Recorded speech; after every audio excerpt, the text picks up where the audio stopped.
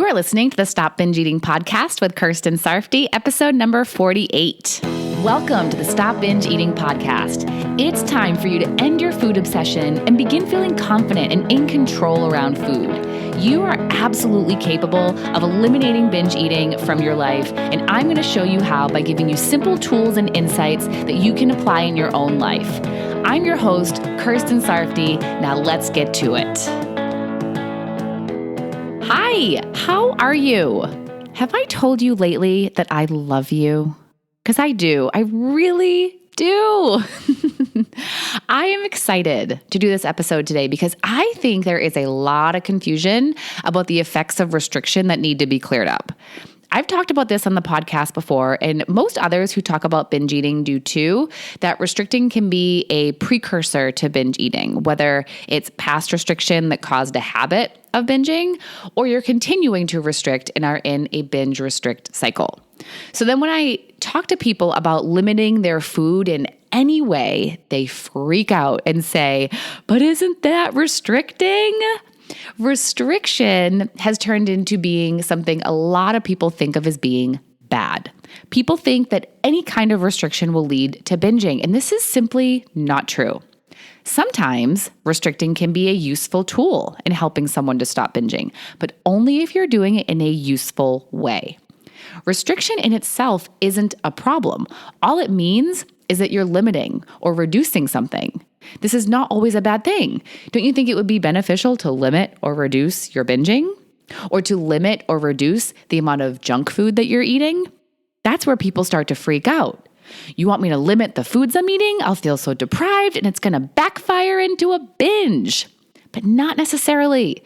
It depends on why and how you're restricting and limiting. There is a beneficial way to do it and a detrimental way. You're probably most familiar with the detrimental way, the way that works against you. It's restricting foods or eating in a restricted way that you don't genuinely want. You don't enjoy eating this way. You don't like eating this way, and you're longing to eat differently. But you think that you have to eat this way. Maybe you're afraid of what will happen if you don't eat this way. Some examples of this include eating very little food because you binged. You think you got to balance it all out and make up for it. Or denying yourself foods when you want to eat and telling yourself you can't ever eat them. Most likely it's because you're afraid you'll binge on them. Or following a diet plan that someone else gave to you. You're eating according to what they want you to eat, not what you want to eat. Or cutting foods out of your life because someone told you to or because you think you need to. And this is most common with sugar and flour, and I sometimes hear wheat too, the foods that some say you need to cut out to stop binging, which is something I disagree on, and you can hear about why back in episode number 28. All of these things are not what you want, what you think you need to do, and maybe you just don't know what else to do. Calorie restriction was my thing, and it was all I knew. I had lost weight doing it before. It had worked for me, and I had never bought into any of the other diets.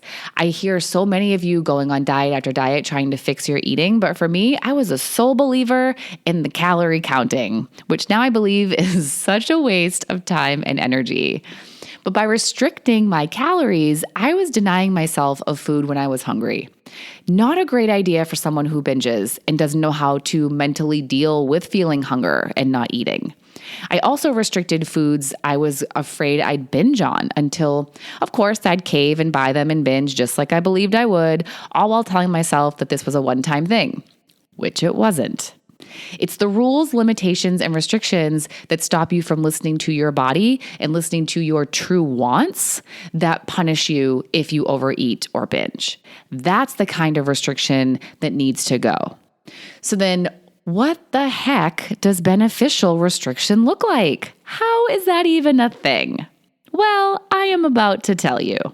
It's giving yourself restrictions that will help you create the exact eating life that you want. To help differentiate between the two types of restriction, I actually prefer to call this way, this beneficial way, a structure. To me, I just think it feels better to call it that. And people I've introduced it to have said the same. And maybe it's because of the association that we've all made with restricting over the years, or maybe it's just because I like having structure, not only with my eating, but in my life. I like having my days planned out and being organized and knowing what's next and when I'm going to do things. I like having all that with my eating as well. It allows me to worry less about what I'm going to eat and set myself up to eat the exact way I want to. Think about when you have structure in your workday versus when you don't.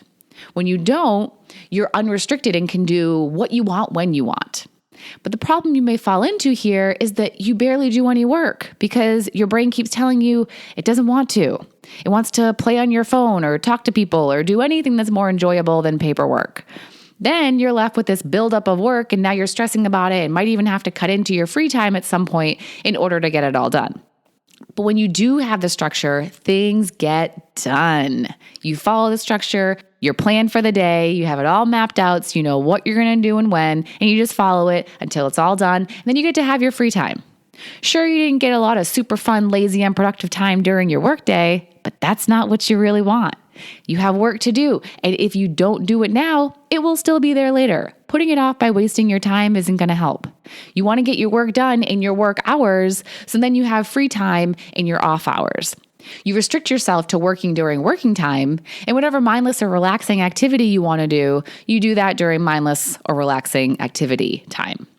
The structure is good. It keeps you on task and doing what you want during the time when you want to be doing it. So now let's look at the same idea, but with eating. You can be completely unrestricted with your eating and allow yourself to eat what you want, when you want, but where will that get you? You'll be responding to your urges, cravings, desires, and feelings by eating. When your brain gives you an excuse to eat or binge, you'll follow it. You'll eat more joy foods and non-fueling foods because of course that's what you're going to think you want when you're just winging it and living in the moment. You're going to be living based on your previous brain programming that leads you toward emotional and binge eating.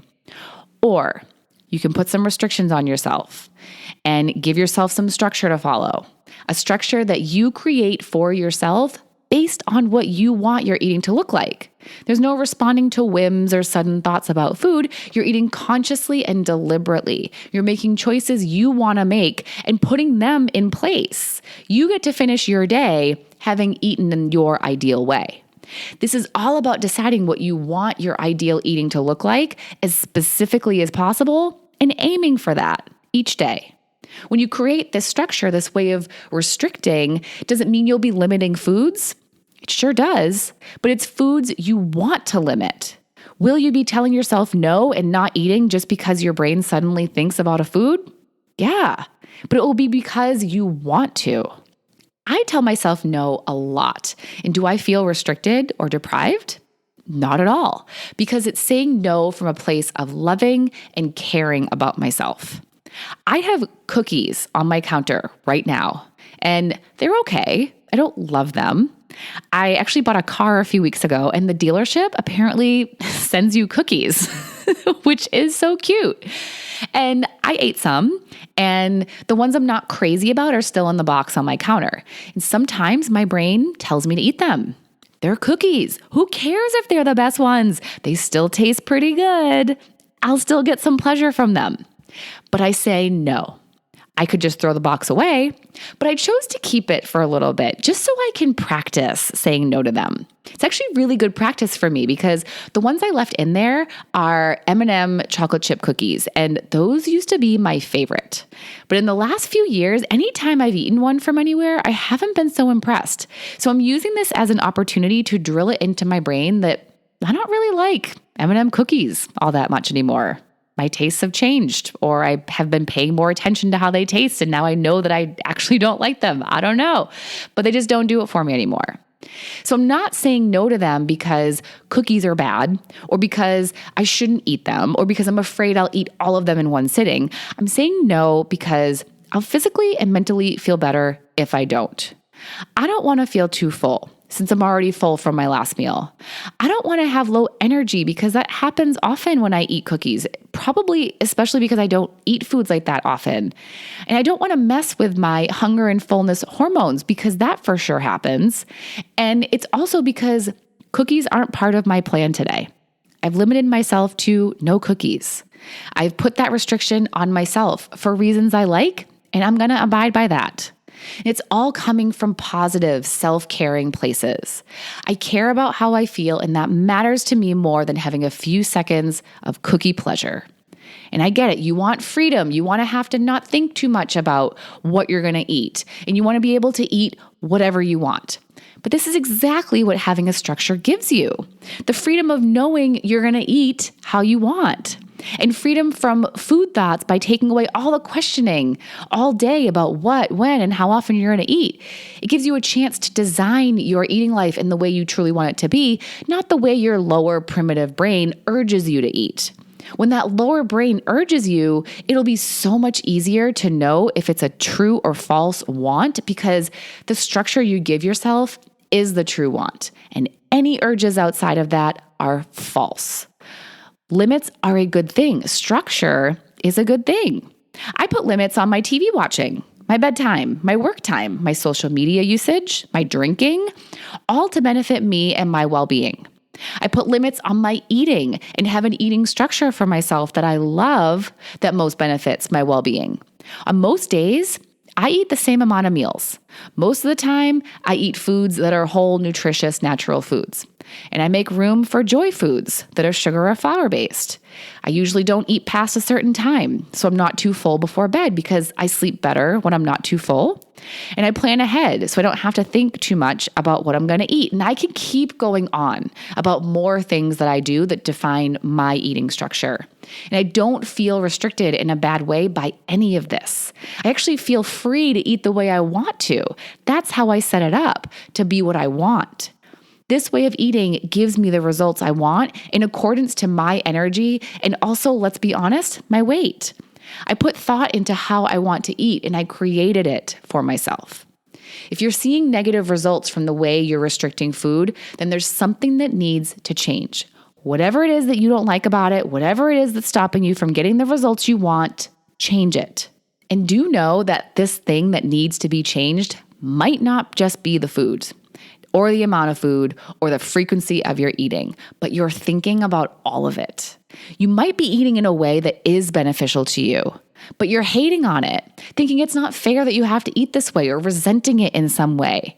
Then it's not the way you're restricting your eating at all that's affecting you negatively. It's you. Someone else could eat the exact same way as me and be miserable because of how they're thinking about it. And I feel like I've used this example not long ago. I don't remember if I thought about using it or if I actually did, but I'm going to use it today because someone said to someone else a little while back who is trying to lose their baby weight that they can either eat the way they've been eating and lose their weight slowly, or they can eat like Kirsten and be miserable. And I thought that was so funny because I know this person would be miserable if she ate the way that I did, because she'd be mad about not eating flour pretty much every day because that's just how it's been for her. Not a ton, but I know how she eats, and most of her dinners involve some type of flour, and she eats cereal pretty regularly. So here I am eating how I eat and loving it, while if she did it, she would feel totally restricted and confined. It's all about how we think about it. She would think of it as punishing herself and thinking this is what she has to do, even though she really wants a steak and cheese sub and French fries. And I would think of it as what's best for me and my body. When I think of it this way, saying no to that sub and the fries isn't so hard. If you're thinking about what you're getting instead of what you're not getting, that's when you feel far more abundant than scarce. Think about it. I can either say that I don't really eat much flour or sugar, or I can say I eat vegetables, meats, fish, nuts, yogurt, cheese, guacamole, rice, potatoes, yams, olive oil, butter, and the list goes on and on. I'm not deprived. I'm not missing out on anything. I'm getting everything I want. Limiting and restricting the flour and sugar in my life doesn't take away from anything. It actually gives me so much better feelings, energy, better sleep, weight management, and a clear head. And that is what I want. You learn to say no to yourself from a place of love, not a punishing place. And it's so important to be able to tell yourself no. Not everything is a good idea. Not everything should be done. Eating whatever, whenever you feel like might just be what got you into binge eating in the first place. So maybe it's not the best way to live, at least not right now. Not all restricting is bad. It can be hugely beneficial to your quality of life and well-being to limit things and say no. It gives you the space to bring in the things that you truly want in your life. Just make sure that when you're saying no, it's coming from love, caring, and regard for yourself. So go figure out what you do and don't want in your life. Create structure to make sure that is what's happening and enjoy the crap out of living that way. Yes. Have a good one. Bye-bye. Thank you for listening to the Stop Binge Eating podcast. If you like what you heard today and you want more, go to coachkir.com/free. That's COACHKIR.com/free to get some awesome free stuff to help you stop binge eating.